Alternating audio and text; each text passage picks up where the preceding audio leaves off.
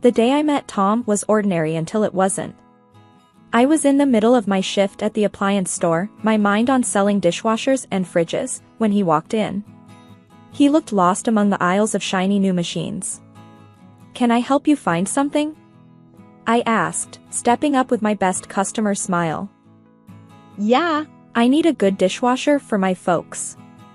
They've been nagging me about getting a new one," he replied, looking relieved to have some help. We walked over to the latest models, and I started into the details, the energy efficiency ratings, the capacity, different features. I could tell he was impressed. "This one's pretty top-notch. It's got all the bells and whistles your parents could want," I explained, pointing out the sleek design. "You sure know your stuff," he said with a chuckle. I wouldn't have guessed half of this stuff. Girls usually aren't into all these techie details, right? I just smiled, used to the comment. Well, I like to prove people wrong. We talked more about the specs, and eventually, he picked one out. "Thanks for the help. I would have been here all night figuring this out." "Glad I could help. Your parents are gonna love it," I said, ringing up the sale. That could have been the end of it, but as I was closing up shop, Tom was there again, leaning against his car, waiting. "Hey," he said as I approached. "I was thinking, maybe you could help me set it up. Just to make sure I get all the features working right. And maybe grab a coffee afterward?" I hesitated, a bit taken aback. "Sure, I guess. Just let me grab my things." Over coffee, Tom was easy to talk to. He had a lightness about him that made you want to open up. We talked about everything: work, movies, music. When he asked about my family, I kept it simple. Not much to tell, really. Raised by my grandma, now it's just me. She left me her house after she passed a couple of years back. "Sorry to hear that," he said, his face softening. "Must be tough, being on your own." "It's all right. Keeps things simple," I shrugged, not wanting pity. "What about you? You mentioned your family earlier," I prodded, changing the subject. "Oh, the whole crew. My parents, 2 younger sisters, all crammed into one apartment. It's chaotic but fun," he laughed. "You'll meet them, I'm sure. They'd love to meet the girl who finally made me do my dishwasher duty." After that day at the cafe, things between Tom and me picked up speed like a whirlwind. We started meeting more, each date smoothly leading into the next. The connection was undeniable, we could talk for hours and still find things to laugh about. Before I knew it, love wasn't just a possibility, it was the real, palpable thing between us.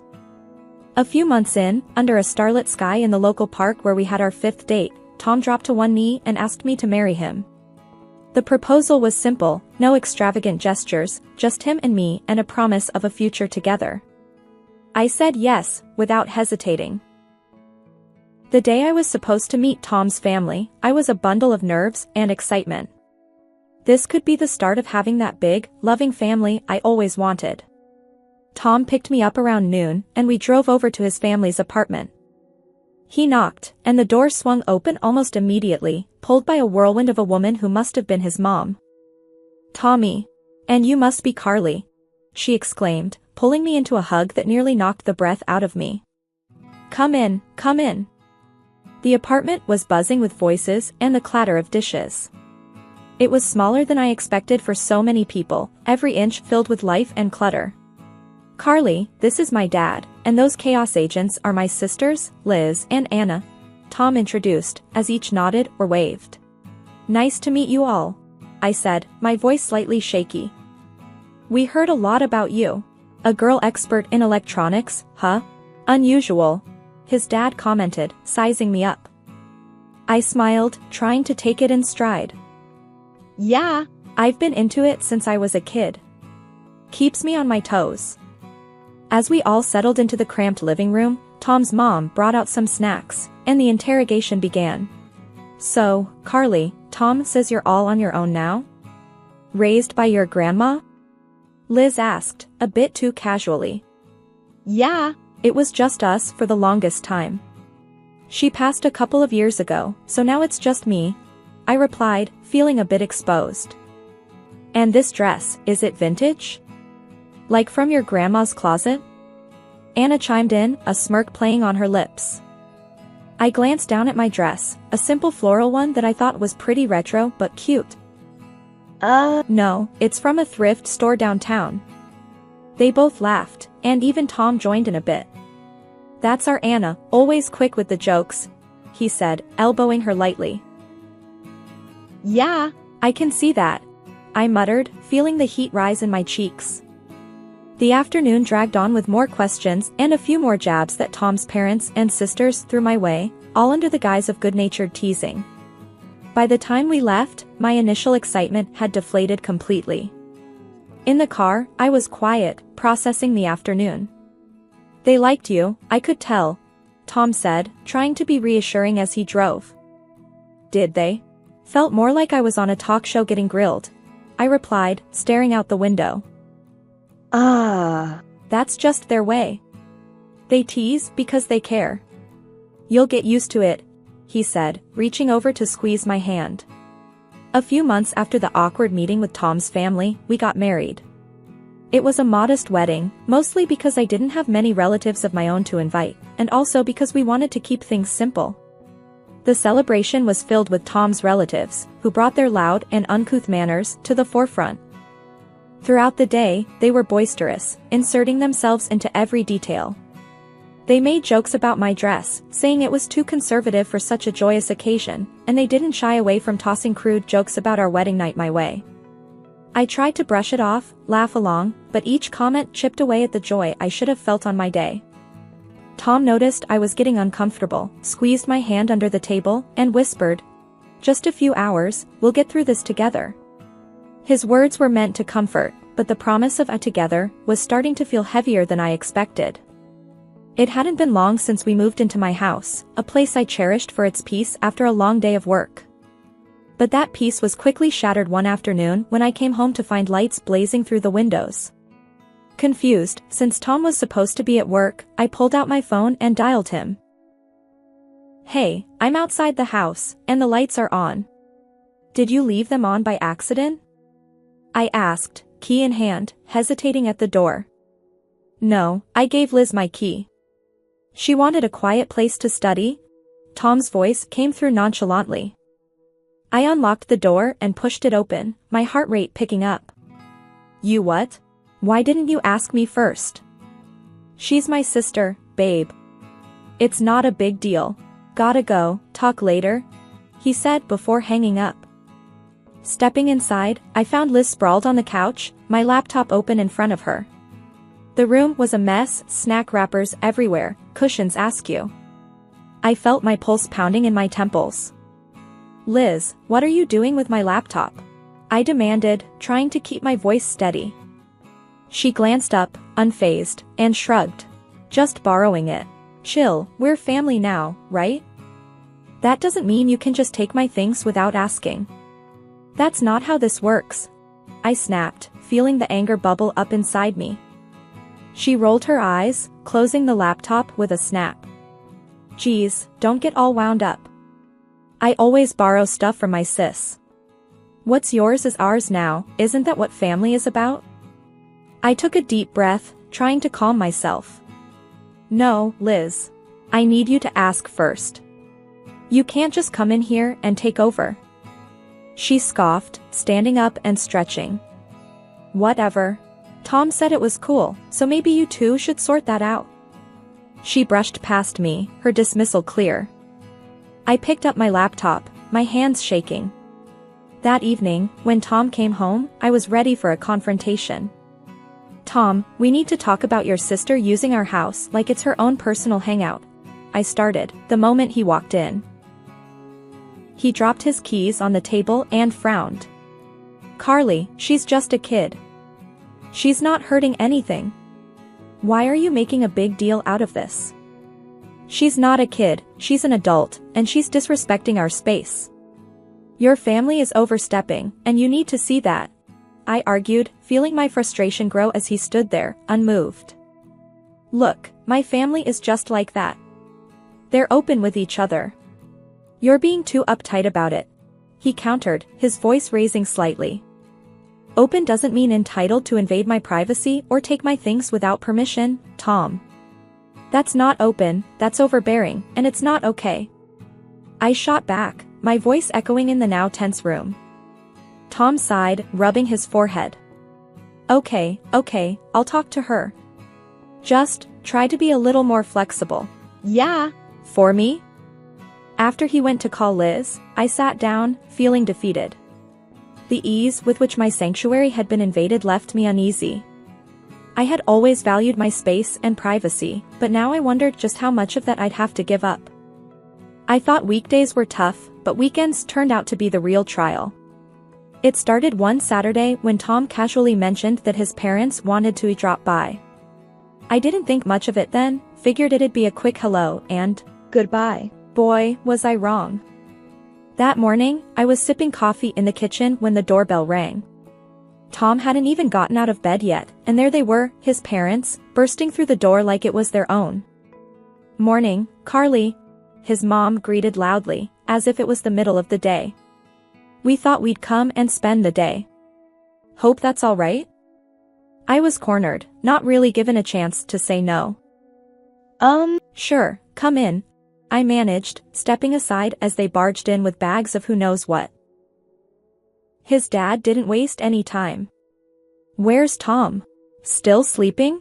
That boy could sleep through a tornado. I just nodded, feeling my weekend relaxation slipping away. Soon, Tom stumbled in, rubbing his eyes. Oh, hey, Mom, Dad. What's up? Just thought we'd visit. We brought stuff for a barbecue. You got charcoal, right? His dad said, already heading to the backyard. The day blurred into a chaos of cooking, laughing, and more family members than I expected turning up. It wasn't long before Tom's sisters arrived, and the house filled up with noise and people. They took over the living room, the kitchen, every bit of space, while I was nudged here and there, my role reduced to that of a spectator in my own home. I tried to keep my cool, even managed to smile through it all. But when his mom started directing me around, that's when I felt the pinch. Carly, darling, could you whip up some of your salads? And maybe see if we need anything from the store? It was more a command than a request, and it stung. Sure, I'll check what we have, I said, forcing politeness. As the day wore on, the visit morphed into a full takeover. They sprawled out, watched my TV, changed the settings, ate my food, and left dishes everywhere. It felt more like an invasion than a family gathering. By evening, I was exhausted, physically and emotionally. I found Tom in the midst of it all, laughing and sharing stories. Pulling him aside, I hissed, "Can we talk?" "What's up?" He looked puzzled, clearly oblivious to my growing frustration. "This can't happen every weekend," I said flatly. "Your family takes over the house like it's theirs, and I feel pushed out." "It's too much, Tom." He looked taken aback, then defensive. "They're just enjoying themselves, Carly. It's what families do." "You're overreacting." "Overreacting? Tom, there's respecting family, and then there's this, disrespecting our space. Can't you see the difference?" My voice was rising, tension tightening my throat. He didn't respond, just nodded slowly, looking more at the floor than at me. The rest of the evening I moved through the motions, cleaning up after his family, feeling more like a maid than a wife or even a guest at this wild family circus. They finally left late in the evening, leaving behind a mess and a silence that felt both heavy and relieving. As I looked around at the clutter and chaos, I wondered how many more weekends I could handle this, how many more invasions of my privacy I could endure before something had to give. Every day, the behavior of Tom's relatives grew more arrogant and defiant. They began to insult me openly, making snide remarks about everything from my cooking to my choice of clothes, and laughing off my frustrations as if I were the family joke. Tom, instead of defending me, often joined in, laughing along with their hurtful jabs. This constant disrespect and belittlement became too much to bear. After one particularly harsh comment from his sister that Tom laughed at, I couldn't hold back anymore. We had a blazing row that night, where I told him I felt more like an intruder in my own home than his wife. That was the last straw. Hurt and angry, I packed a small bag and moved into the spare room, locking the door behind me. I was jolted awake early Saturday morning by the sound of my bedroom door creaking open. Groggy and disoriented, I squinted through the dim light to see Tom's parents shuffling around my room, peeking into my closet, inspecting my furniture. After the quarrel with Tom, I'd been sleeping here alone, finding some solace in the little privacy I had left. "What are you doing in here?" I snapped, pulling the sheets tighter around me as I sat up. "Oh, just checking out the room," Tom's mom chirped, not a hint of shame in her voice. "This is the best room in the house, you know." His dad nodded, poking his head through my curtains. "Yep, from today, we're thinking this will be ours. It's the most comfortable and beautiful in the house, after all." My mouth fell open. "What? No, you can't just decide that." They both laughed, as if I'd told a good joke. "Well, it's settled. We're moving in here. Gave our apartment to Liz," his mom added, as though it was the most natural thing in the world. I threw off my covers and marched straight to Tom, finding him in the kitchen, sipping coffee. "Tom, we need to talk. Now. Your parents can't just take over my room. This has gone too far." Tom looked up, his expression unreadable. "Carly, they need a place to stay. It's family. They think this room will suit them best." "Suit them? It's my room, in my house," I protested, my voice rising. He shrugged, a casual dismissal that made my blood boil. "Look, why don't you move your stuff to the attic? We can fix it up, make it nice for you." I stared at him, stunned. "The attic? Really? That's what you think of me now?" "It's not like that, Carly. It's practical, is all," Tom said, his tone flat. His parents chimed in, agreeing. "Yes, dear, be reasonable. We're family. And tomorrow, we're off to the city for your sister-in-law's wedding. You'll have the whole week to get the room ready for us." The whole room spun around me as they spoke. My home, my sanctuary, was being stripped away, piece by piece, by the very people who were supposed to respect it. As soon as the front door closed behind Tom and his parents, the silence of the house felt like a heavy blanket had settled over me. I was alone, finally, but the weight of what had transpired sat thick in my chest. They were gone for the week, and the thought of them returning to claim my room, the best part of my sanctuary, made my stomach churn. I paced the living room back and forth, my thoughts racing. This wasn't just about them taking over my space, it was about respect, and it was clear I wasn't getting any. Every corner of the house reminded me of the dismissals, the laughter at my expense, and Tom's complacency. Enough is enough, I muttered to myself. The decision crystallized in my mind with a clarity that surprised even me. I wasn't going to be pushed around in my own home anymore. First things first, I needed to secure my house. I called a locksmith, explaining the urgency. I need all the locks changed. Today, if possible. The locksmith was understanding and promised to be there within the hour. As I waited, I gathered Tom's and his parents' belongings. It felt surreal, packing up their things like I was erasing their presence from my life. But with each item I placed into the boxes, I felt a bit more of my resolve hardening. By the time the locksmith arrived, I had piled everything neatly by the door. I explained what I needed, and as he worked, changing lock after lock, I felt the first true wave of relief wash over me. "Are you sure about this, ma'am? They won't be able to get back in?" the locksmith asked, a final confirmation before he finished. "I'm sure. Thank you," I replied, my voice steady. With the house secured, I stood outside, looking at the pile of their belongings. It was done. I'd taken the first real step towards reclaiming my life. But I knew this was just the beginning, there would be fallout. When they returned a week later, the confusion and anger on their faces as they found themselves locked out were exactly as I had anticipated. Tom was the first to react. "Carly, what the hell is this? Why are our things outside?" he shouted from the other side of the door, his knocks loud and persistent. "This is my house, Tom. I told you, I'm done being disrespected," I shouted back, not opening the door. You can't just lock us out. This is my home too, Carly. His voice cracked with a mix of anger and desperation. It was my home before it was yours, and I'm taking it back.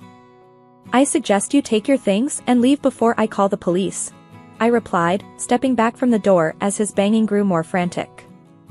There was a moment of silence, and I wondered if he'd left, but then he spoke again, his voice lower, almost pleading. Carly, please. Let's talk about this. We can sort things out. No, Tom. It's too late for talking. I've made my decision. Please, just go. The finality in my voice seemed to reach him, and the sounds from outside started to fade. They were taking their things. It was over. After a few days, my phone was bombarded with messages and calls from Tom. He was begging, saying anything to get me to let him back into the house. But it all just seemed like he was looking for convenience, not really about making amends. He missed the comfort, the space, not the respect and love that should have been the foundation of our marriage. One afternoon, while I was tidying up the remnants of what used to be our shared life, there was a loud knock at the door. I opened it to find Liz, Tom's younger sister, her face twisted in anger. You've ruined everything, she yelled the moment I cracked the door open. Because of you, we're all crammed back into that tiny apartment. I can't even have my boyfriend or friends over anymore. I stood there, door half open, feeling a mix of anger and pity. Liz, this isn't my problem. You need to leave. She tried to say more, her words sharp and accusing, but I wasn't having any of it. I pointed firmly towards the street. Go. Now.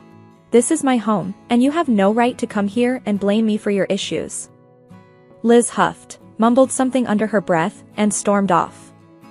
I shut the door with a resounding thud, leaning against it as I let out a long sigh. It seemed like the chaos would never end. The real test came a few days later. I was walking home from the grocery store when I heard familiar voices calling out my name. It was Tom's parents, waiting for me at the end of the street. As soon as I was in earshot, they started hurling insults. You selfish, stupid girl. Look what you've done to our family. His mom shouted, her finger wagging in my face. You think you're better than us, keeping that house to yourself. His dad chimed in, his voice booming down the street. I stood there, groceries in hand. I did what I had to do for my own peace. You should leave now, I said calmly, though my heart was racing. That's right, you greedy. But before they could continue, my neighbor, Mr. Jacobs, who'd been trimming his hedge, stepped towards us. Hey. That's enough. I won't have this shouting in our street. Leave her alone, or I'm calling the police. Tom's parents glanced at Mr. Jacobs, then back at me, and without another word, they turned and hurried away. I muttered a thanks to Mr. Jacobs, who gave me a supportive nod before returning to his hedge. After the divorce was finalized, I put Tom and his family firmly in the past. I heard through friends that they were back in their cramped apartment, squabbling constantly among themselves. Life after Tom was quieter, simpler. I reclaimed my house and my life, painting walls, changing furniture, making everything mine again. One sunny Saturday, I decided to throw myself into gardening, a hobby I'd neglected for too long. As I was pulling weeds and planting flowers, my neighbor, Mr. Jacobs, leaned over the fence. Looks like you're making quite the change out here, he called out, a friendly twinkle in his eye. Yeah, I figured it was time to spruce things up a bit. Make it feel like new, I replied, wiping sweat from my brow. Need a hand? I've got some tools that might help, he offered. Actually, that would be great. Thank you, Mr. Jacobs, I smiled, grateful not just for the tools but for the company. As we worked side by side, Mr. Jacobs shared stories of his own life changes and challenges, making me feel less alone in my journey. You know, Carly, starting over isn't a sign of giving up, it's a sign of being strong enough to move forward, he said, patting down some soil around a new plant. I nodded, feeling the truth of his words settle in. I'm starting to see that. It's tough, but I guess it's worth it. After Mr. Jacobs left, I sat on my porch, sipping tea, and really looked at my garden, my home. It was transforming, and so was I. The sense of peace was new, hard-won, and deeply cherished. That night, I made dinner for myself, a simple meal enjoyed at my kitchen table by the window. The house was quiet, but it was a good quiet, filled with potential and new dreams. I was on my own, yes, but I was truly myself again, stronger and surer than before. Life had thrown me curves, but here I was, ready to face whatever came next with a brave heart and a clear mind.